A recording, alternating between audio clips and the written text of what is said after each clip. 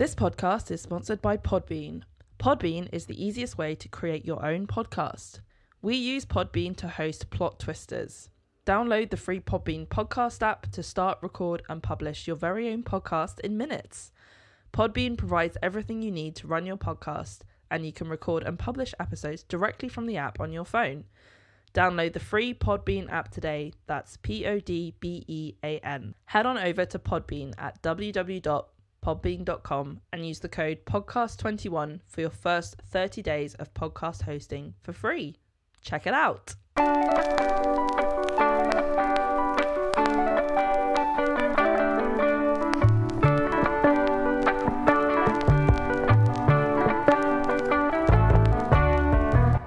Hello and welcome to Plot Twisters. This is a podcast where we take movies and twist the plot to see if we can make them better, and if not, more rebellious. At the moment, we're talking about teen movies from the 80s. On this episode, Footloose from 1984.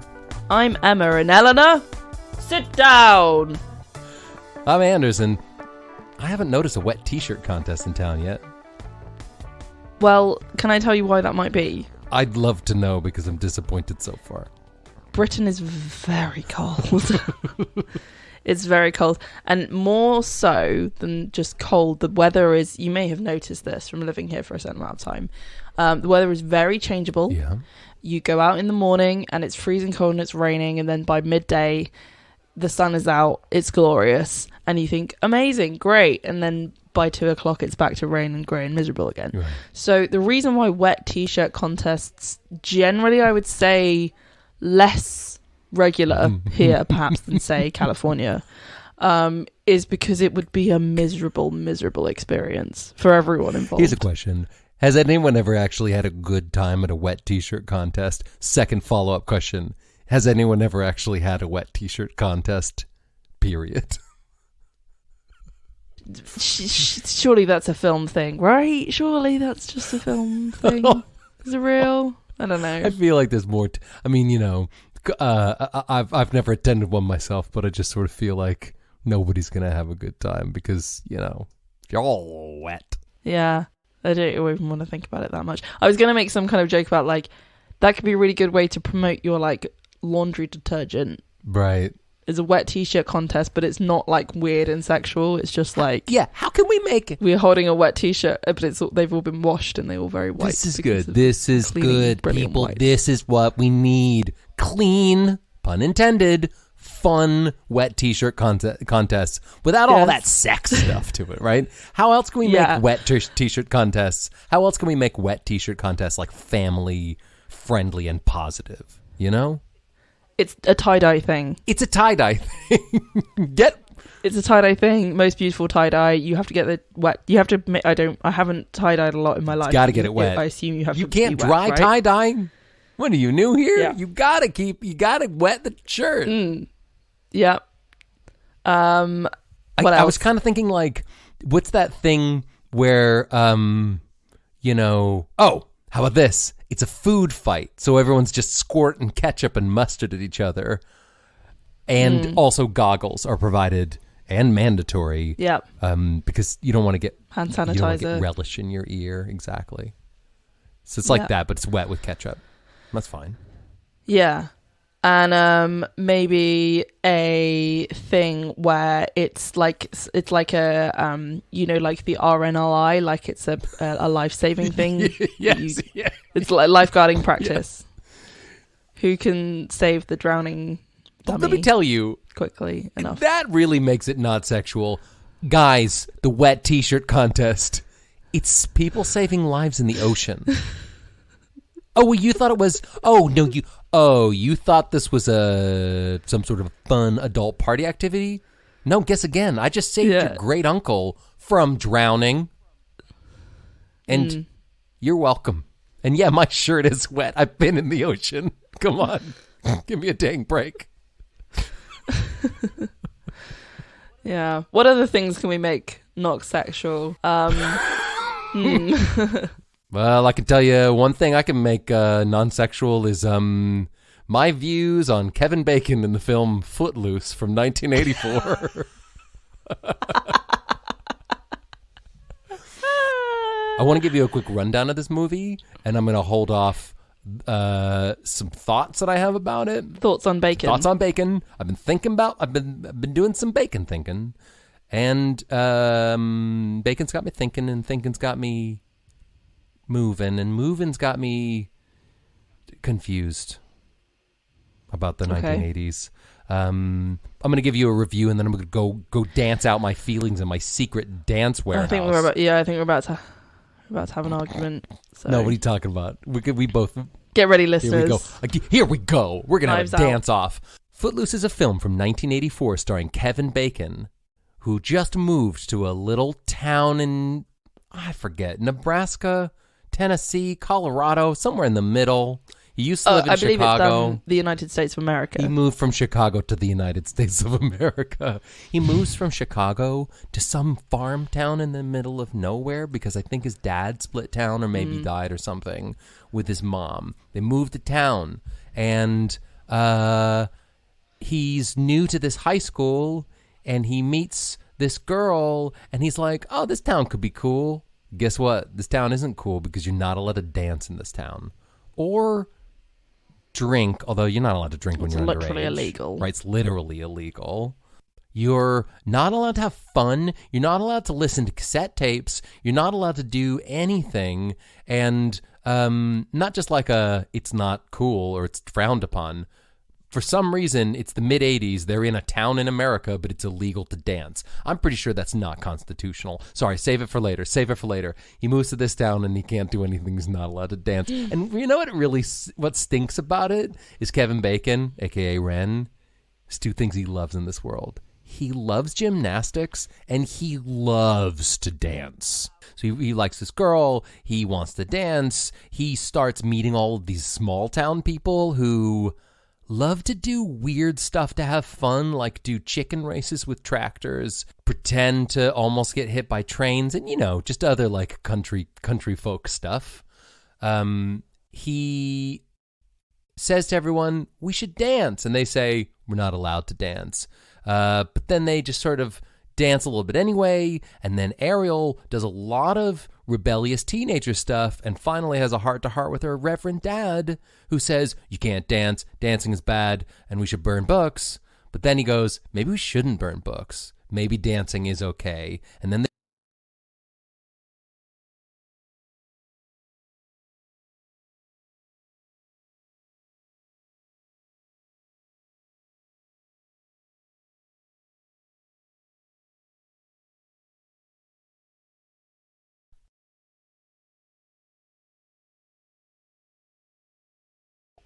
the dance scene. Okay, first of all, yes, they play the song "Footloose" by three times. Okay, hey.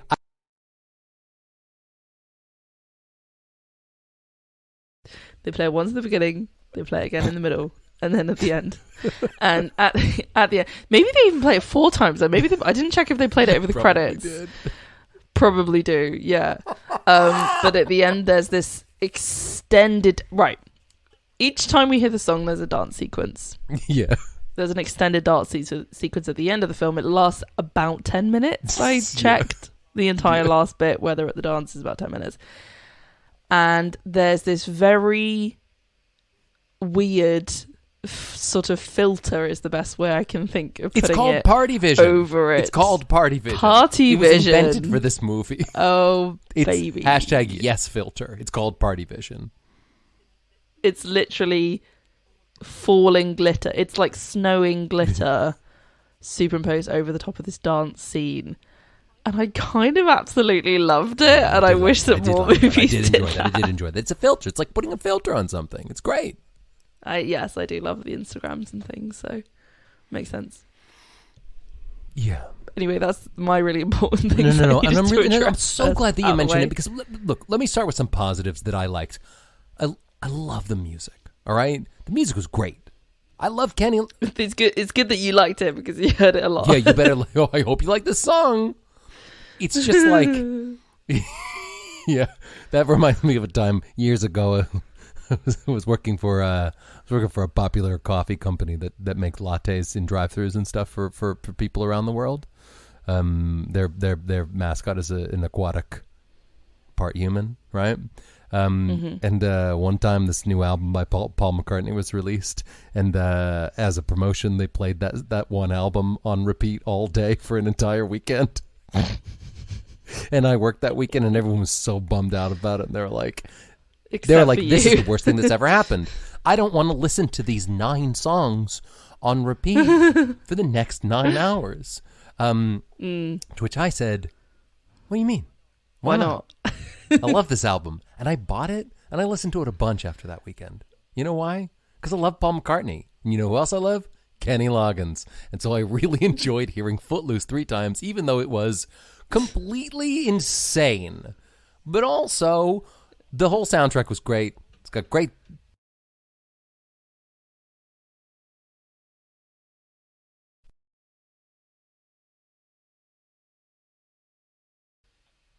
I'm furious. People say to me all the time, you love movies from the 80s. You must love Footloose. If you walk into a crowd of people, it doesn't matter who they are or where they're from, and you say, hey, you like the movie Footloose? This nostalgia, glittery nostalgia wave goes all over people, and you see their eyes glittering over, just completely glittered over, and they go, bloody... The next time defend your opinion. Okay, the next time somebody says that, I'm going to say, when was the last time you watched it? Because you should watch it now. Okay, and then my follow-up thing after they fall over with just pure anger and frustration and faint right onto a fainting couch, I'm going to say, hey, Footloose is about 20 minutes of good stuff with good music and dancing, and about an hour and a half of weird tractor scenes and people in the countryside just kind of being bored in a weird town, right? And listen, I'm a big fan of the John Lithgow of it all, right? And I was really happy to see him. But you know what I think I didn't like about it? What? I think I grew up in a very similar town to Footloose. It wasn't illegal to dance, but, you know, there was I grew up in it was very strict, right? And everyone was like, you got it, Rev. And then we'd all go have parties in the woods because... It just, so maybe it struck home for me because it reminded me of my hometown. And also, it just sort of felt like, I don't know, a bunch of kids who want to dance. And what they don't want to do is, you know, have a meaningful conversation with their parents about, you know, what really matters in life. I didn't like it. I don't like the story. I don't like it. I didn't defend myself very well. I'm sorry. No, not convinced It was weird. Why do you think this movie's so good then? You love this movie. Yes. I love it. I just love it. I think it's so fun. It is interesting what you say though about it being very close to your experience. I almost wonder if this is one of these things, like, you know, when Americans are like, oh, Britain, like, wait, let me America.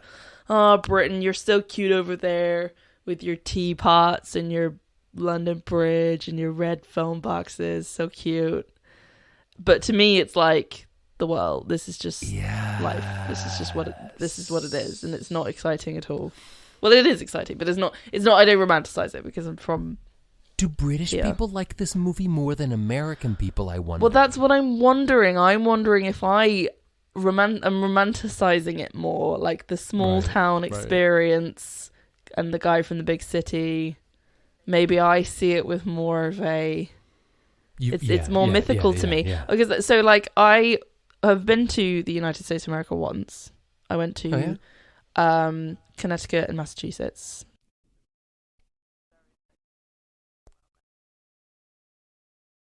Yeah, it was cool. And we went to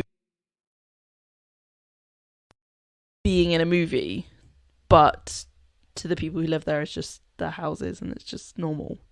But I'm literally feel like I'm in Home Alone right now because this is what this looks like.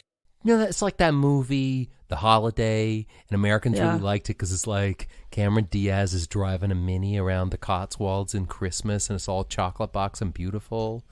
And then in reality, you find out that, like, that house was fake, you know?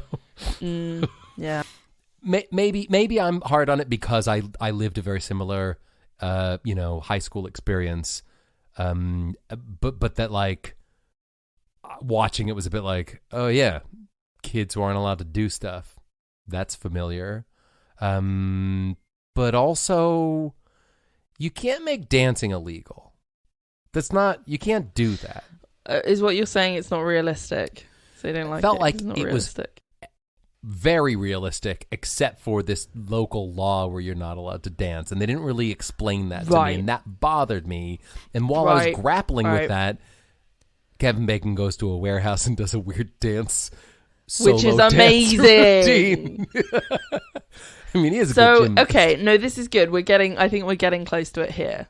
Yeah, I think so. I'm seeing this from the viewpoint of someone who's like, oh, Americans in the 80s, they all live in small towns and complain about living in small towns, but they're all super rich and have really nice houses and probably really nice lives. Right. But they're all really, really... They're very puritanical for some reason about various things, because that's what America is like. So it's entirely feasible to me that there might be a town where they outlaw dancing. So that's fun. And they all have cool outfits and 80s and music and stuff. So I'm going, oh, this is all a great fun, slightly likely fantasy situation. Whereas you're going, I know this, but it wasn't actually like that. It's unconstitutional. You can't just make dancing illegal. That wouldn't hold up in federal court, probably not even local court. How do you even define dancing? I know it when I see it. And how do you how do you even police that? I know that doesn't matter, but it just sort of I understand that movies don't have to make sense, like they don't have to be real or whatever. Exactly. I've seen Jurassic Park. I know they can't make dinosaurs. I know they can't do that, right? So that's as far as we know. Right? But just in case, I am, I've been experimenting with amber and frog DNA for fun on the side. It's just my side business. Yes, and that you've been thinking too much about whether or not you could and not stopping to think whether or not you should, right? Well, as Jonathan Van Nys would say, just because you American doesn't mean that you should. Am I right? Right. So I do think about that often. But then again, when you're playing God, it's very difficult to stop, Yeah. You know who said that? You know who said that famously? God himself. Yeah, he put it in themselves. He put it in. They put it in the big book. It's right. It's near. It's near the end somewhere. The Atlas. Yeah, the one right below Tahiti. It just says, "You know what happens when you're playing God? Hard to stop. Your friend God." Yeah. It's a scratch and sniff signature. So this is why. And for no other reason. This is why you're so interesting to me. Because you've had the experience of living in two countries. Fact. For a long time. Both of which I'm familiar with, but I don't fully understand one of them, America. But I just know the TV version of it and the film version. This is not what we were talking. This is not what was here to talk about. But going back to The Holiday, right, which is a film in which you have one character who's British and one character who's American, and then they switch, right? Do you think that, as someone who's experienced both countries, they are both as fictionalized? They are both fictionalized versions of the country that they're depicting to the same extent. Totally, 100%, 100%. Okay.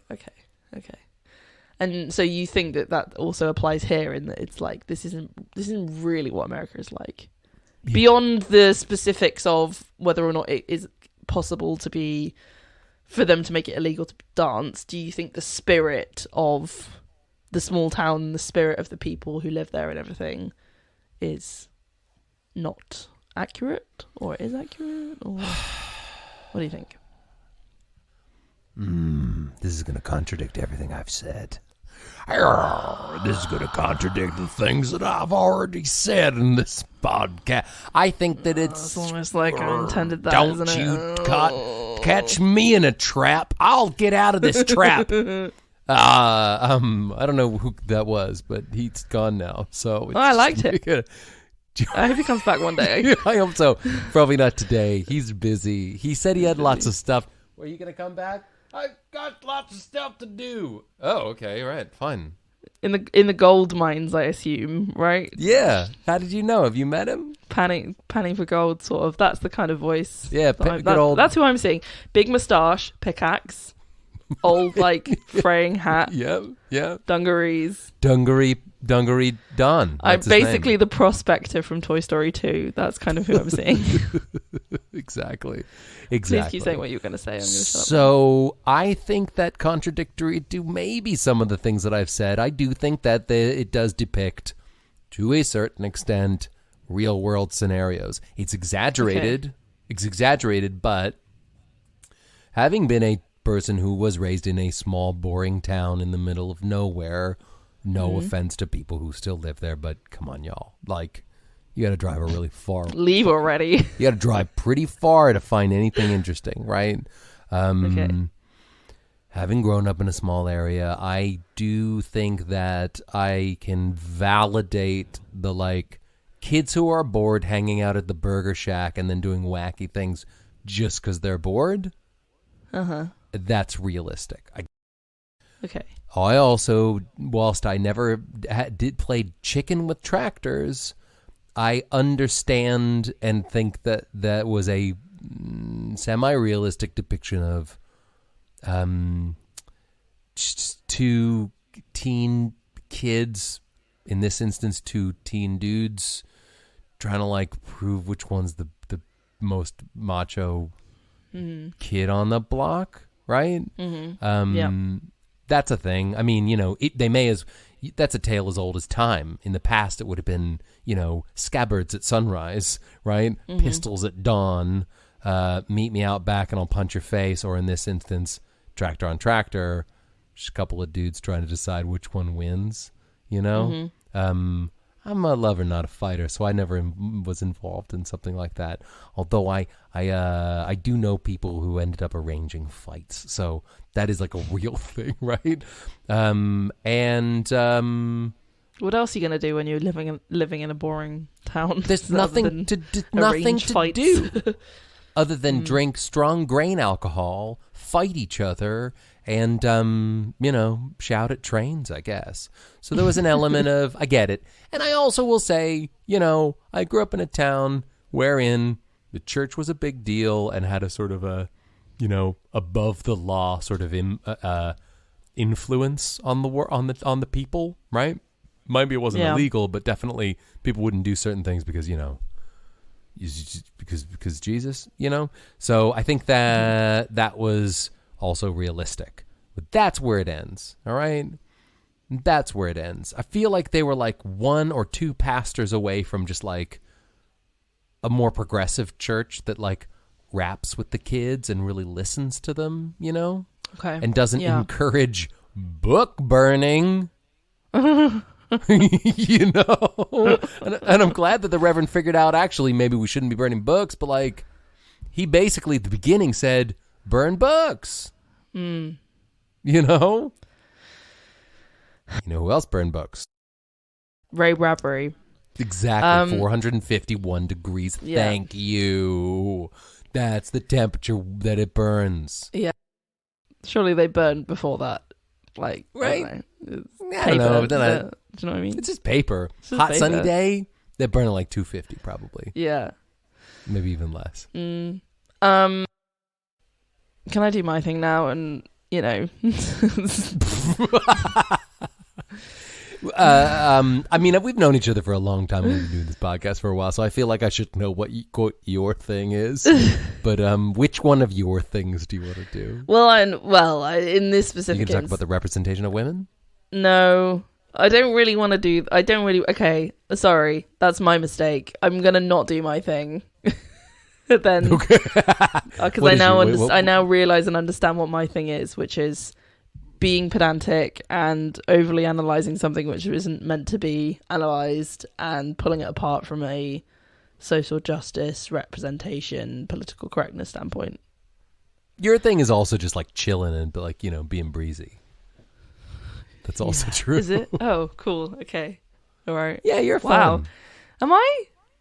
I don't think I'm fun. I think I'm the one who, when you go to the cinema and you watch the film and you go, that was fun, and then you turn to your friend and you say, what did you think? And they go, well, and you're like, come on. But not everybody has to be fun. I mean, I bet Greta Thunberg isn't that fun, but she's going to go down in history as one of the most influential people ever. Right? Sure. So it doesn't matter if she's fun. Okay. Yeah. Thanks. Very reassuring. She is cool though. Big fan. So yeah, I'm gonna not do my thing and pick this film apart. It's almost like the further we get into the podcast and the further we get into the 80s, the less I'm doing this as well, which is really funny. You need to get some like problematic stuff back in here so I can get injusticed. When are we doing? Is it Fast Times at Ridgemont High? That one. Oh, jeez, that's the worst. Yeah, we'll need to do that soon. I need as- some fuel for my engine. We'll watch Porky's soon. Okay, Don't worry, good, you'll be good. offended in no time. No, I've run out of offense. We've hit Footloose and I've run out of offense. Wow. I just love this film. I love it so much. That's fine. Is that fine? Good. Thank you for giving me permission to enjoy something, because we don't do that enough in our society. That's the problem. That's not the problem with it. That's the problem with society. But we do that in our podcast, right? Remember, we don't yuck other people's yum. No, right? we don't. Yeah, you like what you like, and that's absolutely fine. Great, thank you. I love it. I think it's so fun. I watched Footloose. So I think I might have maybe talked about this before whilst we've been in the 80s. When I was at university, I'm one of those people who gets tonsillitis all the time. I'm one of these terrible people. And each time I get tonsillitis, I binge watch something. So like I one time I had it so bad that I watched all of Friends from start to finish. Back like the whole thing. Wow. Yeah. And one of the times I got really bad tonsillitis, I went and watched loads of these films from the 80s, loads of wow. Yeah, like teen films and rom-coms and stuff. And this was one of them. So my first experience of watching Footloose was like absolutely miserable, very painful throat, couldn't really eat much. Have you ever had tonsillitis? It's the worst. It's the absolute worst. Sorry.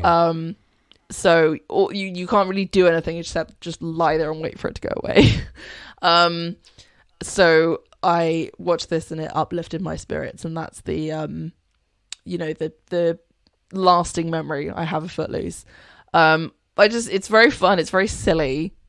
The dance scenes are good, and I like that it's kind of very, very simple in the way that it works, which is like when you're coming up for a concept for a movie, you basically just need, here is a person, this is what they're like, and then this is the situation that I'm going to put them in that provokes their specific thing. So Kevin Bacon loves to dance, and he goes to a town where it's illegal to dance, So you almost have to accept that that's a thing in order for it to work for you, I think.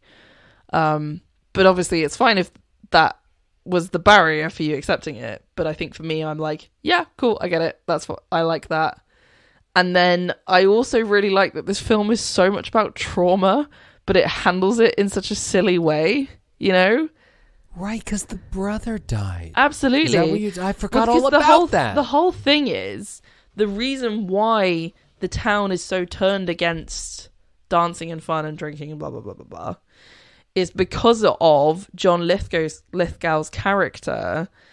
And I am just using the actor's name, which I always say we need to not do. This is terrible. Let me find out the character's name. Right. Kevin is Ren. John Lithgow is Reverend Shaw. Okay, here we go. Reverend Shaw. He loses his son. And he then goes on to say how he feels like it's his responsibility to look after the whole town and to look after all the young kids as his way of coping with the fact that he couldn't control his son dying. So it's his way of establishing control over his grief and over this trauma. And that is echoed in the trauma of the whole town. They talk about it and they say like it was so terrible when the car of teenagers, whatever it was, they crashed or something, and then loads of them died. They were playing chicken. on the bridge. Yeah, there you go. So they and a bunch of them died. And then later on, Reverend Shaw is talking about the benefits of a small town. He says he went to Denver, and they say, "Why do you live in such a small town?" And he says, "Because we're all like family here. We all feel each other's joys and we all feel each other's losses."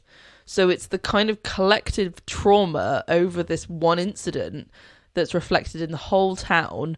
And the Reverend, as the, I guess the pastor of a town is almost like the spiritual leader or the father. He's feeling this fatherly role. And so he is exerting this terrible amount of control by saying, you can't dance.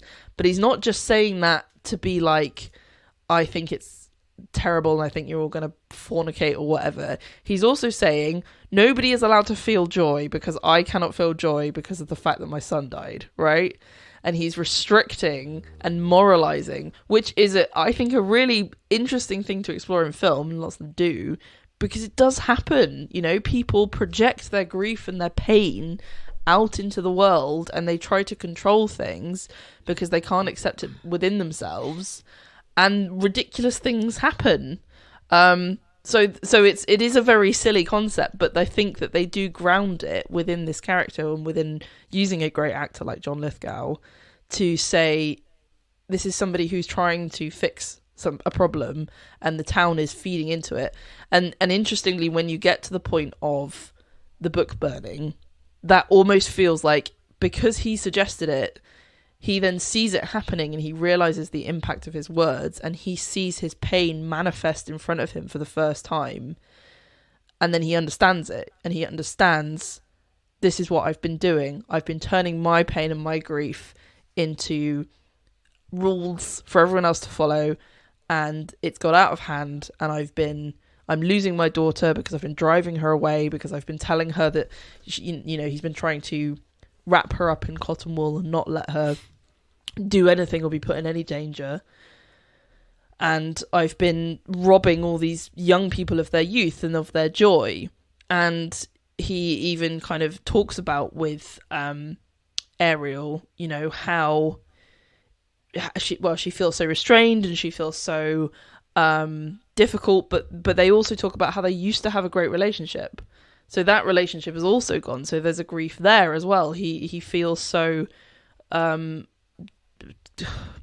complicated about how she's growing up and how she's changing, which is also something that's very real.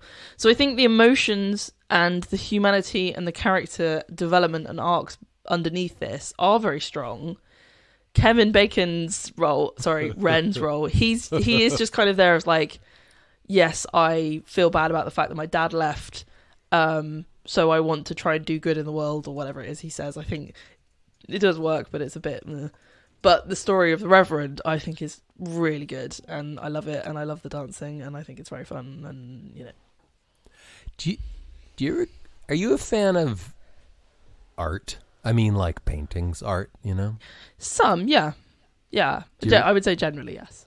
You ever go to art museums and look at paintings and just be like, try to figure out what the painting's about, Yeah, I do that, yeah. I remember years ago going and seeing, that guy who painted all the squares, and it was just like a bunch of squares. Yes. Rothko. Yes. Right? And it's just like big paintings of like a red square and a blue square. Oh yeah, the big red square. I love that. Yeah. All right. Okay. Love that. Of course you do. Right. And I'm so glad that you said that you do. What you've just done here, when I first saw the squares painting, you know what I said to the person I was with? It's a square. Just a bunch of square. Right. And they said, no, it's art, because you got to think about, what does it mean? And it's so beautiful. And I was like, that's a square. I can paint a square. But you didn't. With my practically eyes closed, because it's just a square. And what you've just done here is you've just described why what I think is just a square is interesting, I suppose. And I get it. It's about grief. And I don't want to be the guy who goes, oh, it's about grief. That's interesting, but also meh. All right. You've added context. I appreciate it. You've earned your film degree. Well done, Film University of England, You went to FUE, right? Phew. But I still think it's. I hear you, and you've added depth and some tone and some some context. But I might walk away from this movie still think it's just a bunch of squares. I was really flattering myself there and thinking that you were going to go, you've just totally changed my mind and wow, it's amazing, and you just unlocked all of this, and then that's not. No, I'm stubborn. No, I'm like a mule. But that's fine. It's fine. That's good. I'm when glad I dig my you're heel a in, stubborn it's mule. really deep in there. Get ready. You're going to feel a puncture wound. That's my heel. I really wish that there was some way of including a poll with a podcast. If every episode of our podcast, we could also get our audience members to say to us who they agreed with more. I'd be so interested to know. We should do that. Let's do it. Okay, we'll do it. I'll find a way. We have social media. We have power. We have panache. We got sway. Often people who have given us feedback in real life or spoken to us in real life in person that we know, who've listened to the podcast, say to us that they usually tend to agree or align far more with one of us, not the other. Yeah. I'd be very interested to know what the majority is, particularly when it's like a more opposing opinion like this one. Surely more people do like Footloose than don't. I say that, and then I went on IMDb and it's 6.6 rating, which is quite low. Well, maybe not. We've watched lower. 6.6 is pretty dreamy, to be fair. But if you think Emma's right, send us a letter, and if you think I'm right, just jump on all of our social media channels and give us lots of feedback. Should we talk about Kevin Bacon real quick? We could do, yeah, sure. So, it's very funny watching him in this movie, particularly because, I guess because I've been alive at a certain time and been exposed to certain TV advertisements. You're just thinking about him as the EE guy. He's the EE guy. Jeez, you're so young. But more specifically, I know him being the age that he is when he's in the EE ads, which is a lot older than he is in this. So right, you're not used to seeing a teenage version of him. It's difficult to because okay.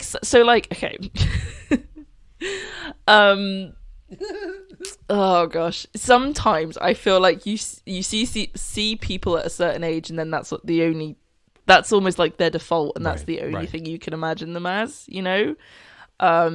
Like Haley Joel Osment, for example. Haley Joel Osment, absolutely. Right. Or I don't want to see him as a grown-up, no offense. No. Or like Leonardo DiCaprio. DiCaprio for me. What age is he for you? The same age that he was in Romeo plus Juliet. Romeo plus Juliet, right. For me, he's Great Gatsby age. Isn't that weird? Right? What? I know. That's so much older. Right? Weird. Okay. What do you think your default age is? Like, what was your peak age? Like, if you were an actor and you were... People thought of you as a default age, what would it be? I mean, 23 and a half. Right. Around that time. That's your Good energy. times. Yeah. Yeah, although I had this weird obsession with long sideburns at the time, so if I could go back and maybe give myself a different look, less boot cut, less sideburns, a little bit tighter. But other than that guy, I don't know, either that or at some point in the last couple of years. I am going to need to see a photo of those sideburns. I think I would be a kid. I'd be a child actor. I peaked at like 8. That was it. That was me. That was yep. fully on brand. I love that. Like 6 to 10. And then I'm one of those actors that you see in other things when they're older and you're like, oh, I'm not as good. Who's that? Yeah. They look familiar. I saw them in that thing one time, maybe. Yeah. Well, nothing lasts forever, Emma. Nope. Nothing lasts forever. Yeah, and some of us are at our best in our earliest years, and then the rest is just, still here. Anyway. Yeah.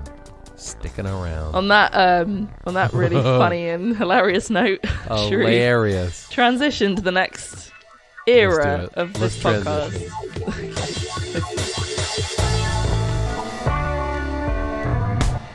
Hey everybody, this is your old pal, the Prospector. I got a little break in chopping out that gold from down the mine, so I thought I'd just tot up here and to remind y'all to like @Plot Twisters Pod on Facebook, Instagram, and the Twitter.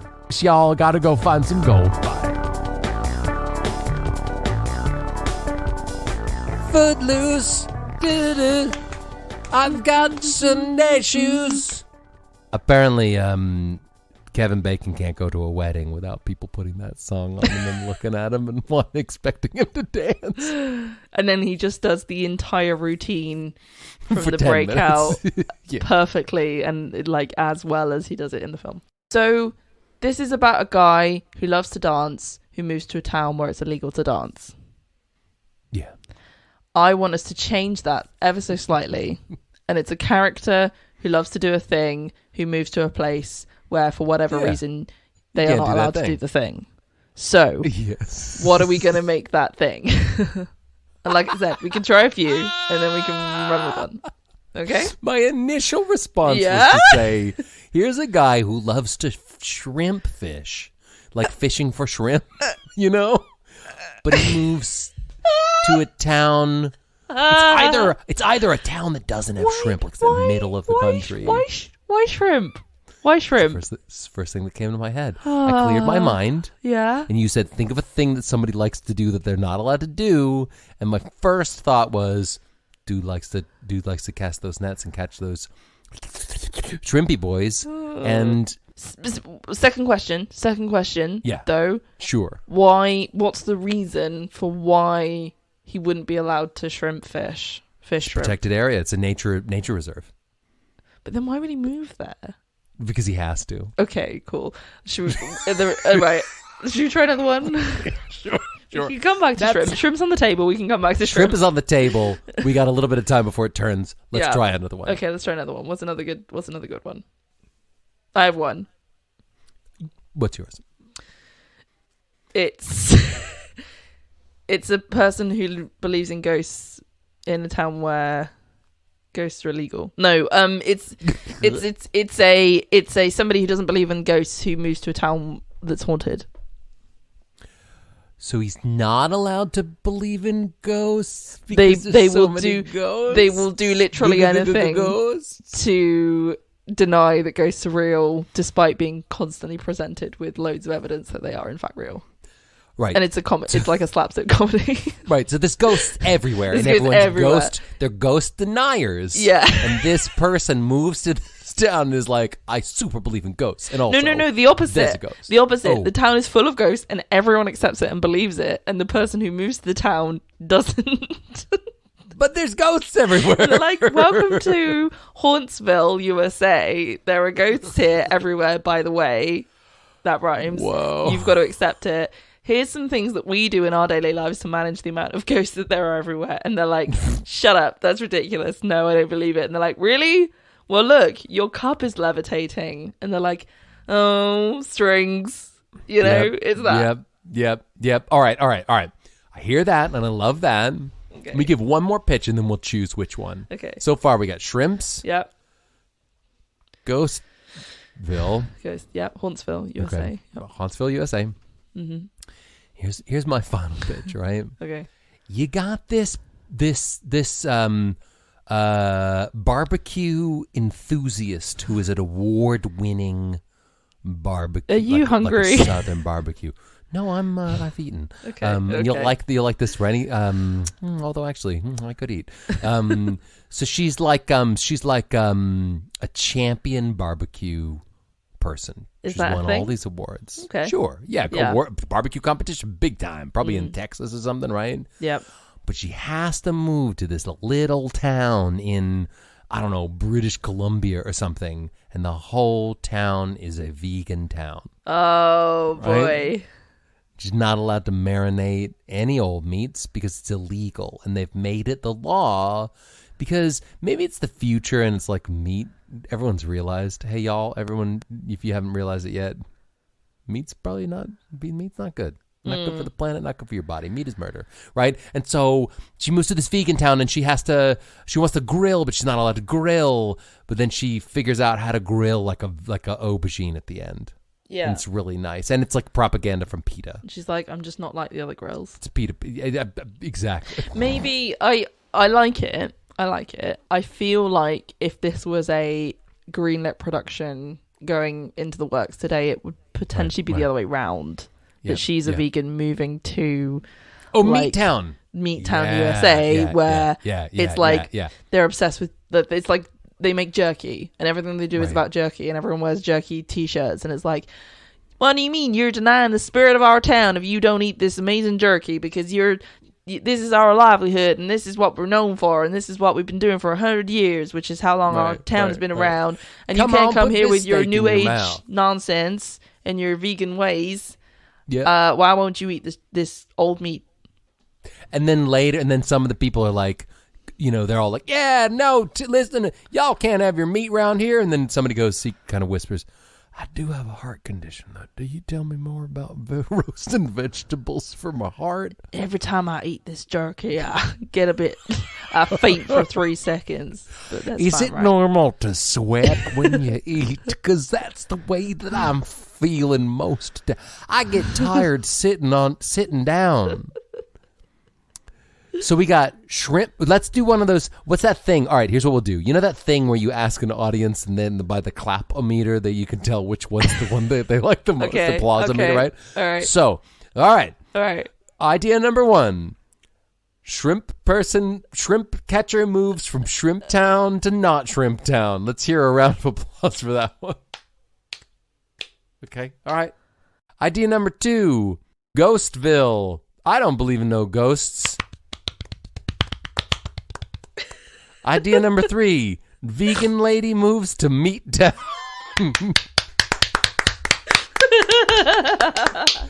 Ladies and gentlemen, we have a winner.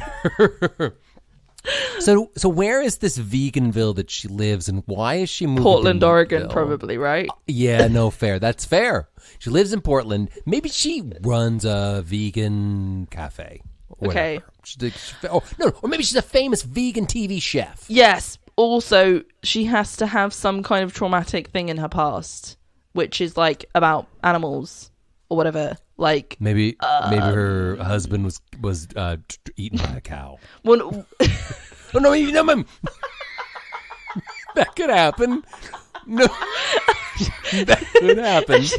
Wait, no, if we're coming up with reasons why she's a vegan, would you not be more inclined to eat cows if your husband... No, because the cow was about to be slaughtered for food. Here's what I'm thinking. Her husband choked while doing one of those I can eat all of the steak competitions. Right?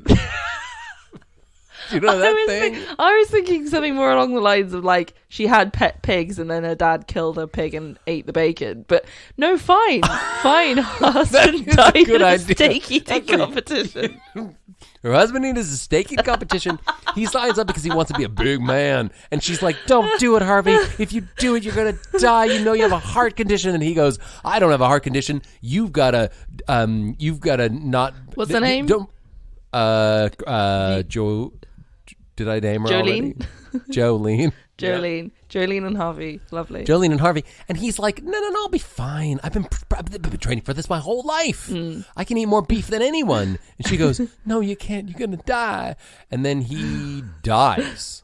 Yeah. From beef. What I like about that is that the reason that she's a vegan is because of the thing that happened to a person, not because of animal rights, which is the most common way that people are vegans, in my experience. Sure. Yeah, exactly. And whilst this definitely will have some difficult footage to watch and should make everyone question what they're ultimately going to do with their life, this film is about trauma related specifically to eating competitions and the people who die every day as a result. All right, this is real. The opening scene, and also the context, in case the listeners aren't aware, we're both vegetarians, so this is the angle that we're coming. Enjoy your through. steak. The opening scene is like it's like Footloose, but instead of feet dancing, it's this really slow-mo like close-ups of people eating beef burgers in a competition, like cramming them into their face, and there's like opera playing. It's like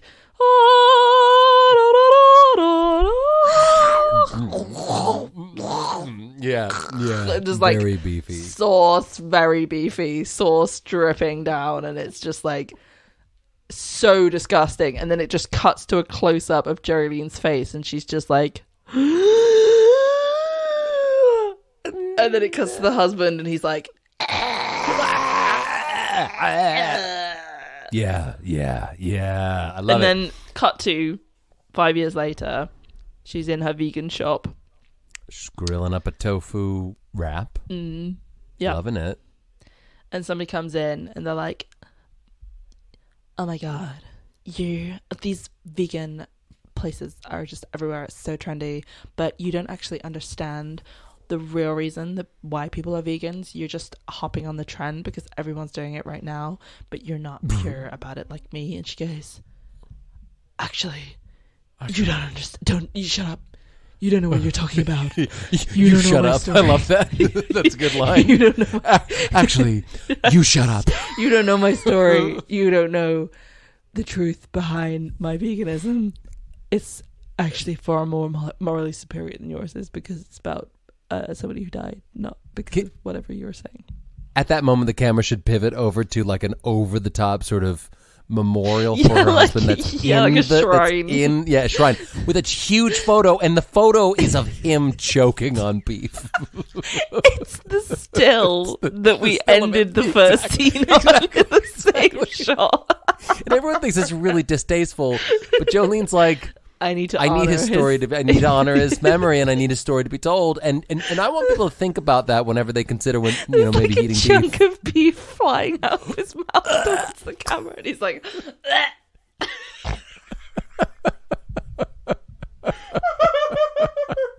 I don't know. I don't know what happens in the middle of the movie, but I feel like at the end she has moves to the do. Meattown. They all have. Yep. We already went Yep. through this. They all have. No. But she has to do a food competition at the end. I feel like for some reason, even though she doesn't want to because her husband died of it, but she does it for him. Yes. Right. And it would either be like a giant roasted aubergine, or maybe for some Portobello reason mushroom. meat. Yeah. Oh yeah, exactly. Yeah, I was thinking that maybe there's some reason why she eats meat. What if she has to eat meat to save Vegan Town or something? You know what I mean? Maybe. She goes to Meattown U.S.A. which is next town along from Hauntsville, USA, as we know. Yes, we do. And Shrimpsville. And is it near Shrimps? Y'all got shrimps down here? Hey, y'all got any shrimps? Hey, y'all got shrimp? Y'all, I'm just moved here. Y'all got shrimp, right? No, I sir, tried we it don't the have next shrimp. town along, but they were all crazy over there, going on about some ghosts or some something. ghosts and some big old piece of meat. Don't tell me y'all don't have shrimps around here. I moved all the way from Shrimpstopia, USA. I'm gonna go now. Bye. Well, I'm sorry. I'm back from the mines. Hello. Oh, hey, it's you. Hey, I told you I'd be back. I just wanted to tell you how much I'm enjoying this idea of vegan. I don't know if you know this, but I have been a vegan for most of my life, and good story. But I got to go back to the mines now. Goodbye. I do hear that there is gold in them hills, so I respect gold. What? Where? I was looking for shrimp. Which way? You're looking for shrimp in all the wrong places if you're doing it in a mountain. Anyway, what were we talking about? She has to eat a huge steak. Why does she have to eat the beef? Town. Here's my idea. Yeah. She decides that, right, she's in the cafe. Yeah. She's in the vegan cafe. Somebody comes in and accuses her of being a fad vegan person who's only doing it for clout. She goes, no, I'm doing it for real reasons, and I'm going to prove it to you. I'm going to move to the meatiest place on earth, and I'm going to convince them to become vegans. That's how much I believe in this. And the other and the influencer, let's call them Clinton, is like, no, you're just a trend. You're a trend person. You don't really believe in it. She moves to Meatsville. She says, I'm going to convince you, I'm going to open up my vegan shop here, and I'm going to convince you all to become vegans. And they all go, you'll never convince us. We love meat so damn much. Not damn mushrooms. Come on. Yeah, your tofu, whatever. And then over time it escalates to the point where eventually, and there's personal relationships that, you know, we can get to that. We'll flesh that. But for whatever reason, they all eventually say, fine, we will become vegans if you enter and win this beef burger eating contest because you know that thing that people often say, which is like, oh, if you ate meat now, you would really like it. You just right. She needs like, to just go back and see. Like people like, oh yeah, sure you like Beyond Burgers, but that's just because you've forgotten what beef burgers like, and if you had one, you'd really like it. We haven't forgotten. Yeah, I don't want to eat your dead things anyway.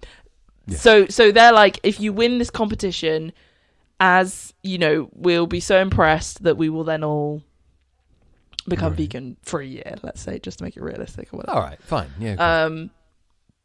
That's why she enters the competition. And the final shot of the film is the exact same still as the husband. But instead of choking, she's like winning. She's winning the contest. Or maybe she does die as well, but it cuts. So you don't know. It's open-ended. It's like the end of The Sopranos. You don't really know what's happened. Yeah. She takes one big bite and her eyes kind of open up and there's that, that song, I guess you're just what I needed. Yeah. Right, that car song. And then the credits are going and you're like, what, does she eat meat now? Is that the takeaway of this movie? She actually liked it the whole time. And the title of the film is A Beefy Movie. I'm joking over here. A beefy movie. It's called a beefy movie. Yeah. It's called a beefy movie. Yeah. And that's a good, it's controversial, it's topical, it has love, it has death, it has hate, it has drama, it has comedy. This is one of the best things that we've ever come up with. This is one of the better ones. This is one of the definitely one of the more finished products we've created. This is polished. This is Should we cast it? Who plays Jolene? Maybe like Addison Rae, the TikToker one who was in He's All That. Yeah. She could be a good pull for that. I was gonna say maybe Billie Eilish when she makes transitions into film. Oh, I love that. You know what I mean? I love that. You know what I mean? No, that's great. Why not? Yes. Cool. Clinton the Influencer is played by Dan Levy. Sure. Yes, it's his time now, so that makes total sense. And who plays the gold mining guy? Well, John Goodman, obviously. Cool. Sorted. I was gonna say John Lithgow could come back for this film. Yes. Any of the famous older Johns would be fun. Next to Jolene's vegan shop is a butcher's. Yeah. And the owner is Kevin Bacon. And he's just in one shot and he just goes, "Yep." Makes sense, right? I'm Kevin Bacon. From Footloose. Get it? Bacon. Great. No, we did good there. We did good. The only thing that remains for us to do here to finish our noble work is to assign a rating to this movie. So, Anders, I would love to know, on a scale of 1 to 5... It's a 2, whatever it is. Slices of Kevin Bacon. It's a 2. It's a 2. How many? I'm sorry. Slices of Kevin Bacon? 2 slices of Kevin Bacon. It's a 2. Okay. I liked the 10 minutes of the dancing at the end, and I liked some of the bits in the middle, and I'll be honest, I did also like the weird dancing thing in his dancing in his private place, and I liked everything that you had to say about this movie. Kevin Bacon's special private place dance. The fans call it. And he's smoking a cigarette, and he spits booze out of his mouth, and it's very good, but I still give it a 2 because I didn't really like it that much, and I will always, forever, when people come up to me and go, "Hey, what, do you like the movie Footloose?" I'll go, "What, are you insane? I love you, stranger, but I didn't like this movie. Let's hold hands and talk about it." Emma, what would you rate this movie? 4, screw you. Much more importantly, I have another question for you though. Okay. Do you like Men at Work? Which man? Men at Work. Where do they work? No, they're a music group. Huh? I'm confused. Men at Work. Men at Work. Do you like men? Do you like Men at Work? I like some men, but not most. Not nice. Anyway, thanks for listening to this episode of Plot Twisters. Leave us a review on Apple Podcasts if you have the time. We'll see you next time. Bye.